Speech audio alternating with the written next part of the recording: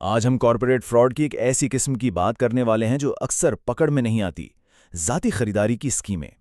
یہ وہ کہانیاں ہیں جہاں کمپنی کے پیسے ملازمین کی اپنی جیبوں میں چلے جاتے ہیں۔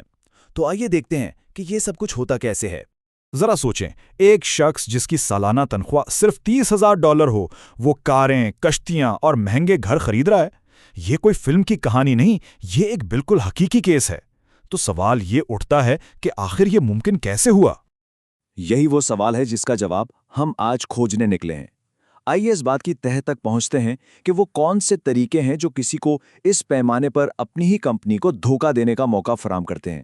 اس راز کو سمجھنے کے لیے ہمارا پہلا قدم خود جرم کی نوعیت کو جاننا ہے، جسے پرسنل پرچیز اسکیم یا ذاتی خریداری کی اسکیم کہا جاتا ہے۔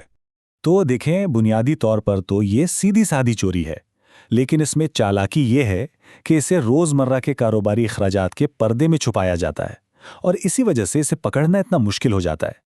اچھا، تو یہ کام ہوتا کیسے؟ عام طور پر اس کے دو طریقے ہیں۔ ایک ہے جعلی انوائسنگ، جہاں ذاتی بل کو بزنس کا خرچہ بنا کر پیش کر دیا جاتا ہے، اور دوسرا طریقہ ہے کمپنی کے کریڈٹ کارڈ کا سیدھا غلط استعمال، جو زیادہ ڈائریکٹ ہے لیکن اتنا ہی نقصان دہ بھی۔ تو سوال یہ ہے کہ اس طرح کے فراڈ کو پکڑا کیسے جائے؟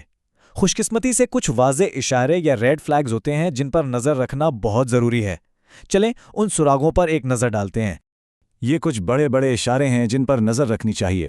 طرز زندگی میں اچانک تبدیلی، جیسے مہنگی گاڑیاں یا چھٹیاں، سب سے واضح علامت ہے، لیکن دوسرے سراغ بھی اہم ہیں، جیسے مسلسل بجٹ سے زیادہ خرچ کرنا یا ایسی چیزیں خریدنا جن کا کمپنی کے کام سے دور تک کوئی تعلق نہ ہو۔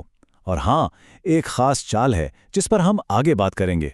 ان تمام اشاروں میں سے دو ایسے ہیں جو سب سے زیادہ کام کے ہیں۔ انہیں سمجھنا اس پورے جرم کو بے نقاب کرنے کی چابی ہے۔ اور یہاں آ کر تو معاملہ بالکل ہی کھل جاتا ہے کہ یہ دھوکہ دہی کتنی بے باکی سے کی جا سکتی ہے۔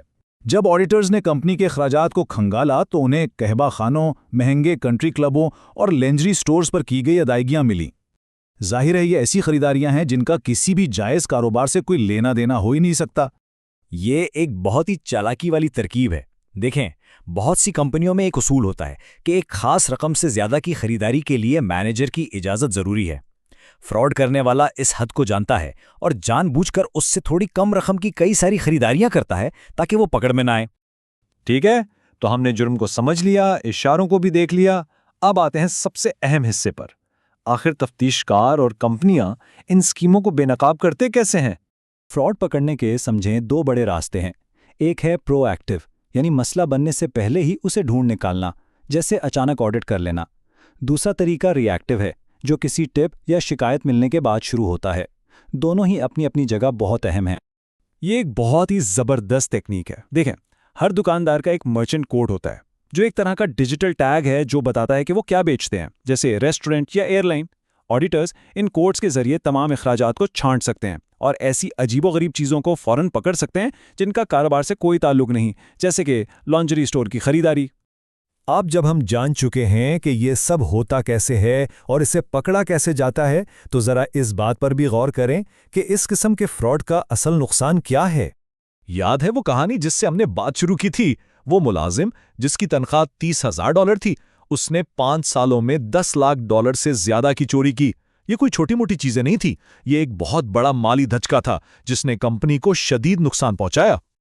اور نقصان صرف پیسوں کا نہیں ہوتا۔ جب کوئی ملازم اس طرح چوری کرتا ہے تو جو اصل چیز تباہ ہوتی ہے وہ ہے اعتماد۔ ساتھی ایک دوسرے پر شک کرنے لگتے ہیں اور کمپنی کا پورا ماحول زہرآلود ہو جاتا ہے۔ اور یہیں پر آ کر ہم ایک بنیادی سوال پر رک جاتے ہیں: اعتماد کہاں ختم ہوتا ہے اور تصدیق کہاں سے شروع ہوتی ہے؟ کمپنیوں کو اپنے ملازمین پر کتنا بھروسہ کرنا چاہیے اور کب چیک اینڈ بیلنس ضروری ہو جاتے ہیں؟ یہ ایک بہت نازک توازن ہے اور اس میں غلطی کی قیمت بہت زیادہ ہو سکتی ہے۔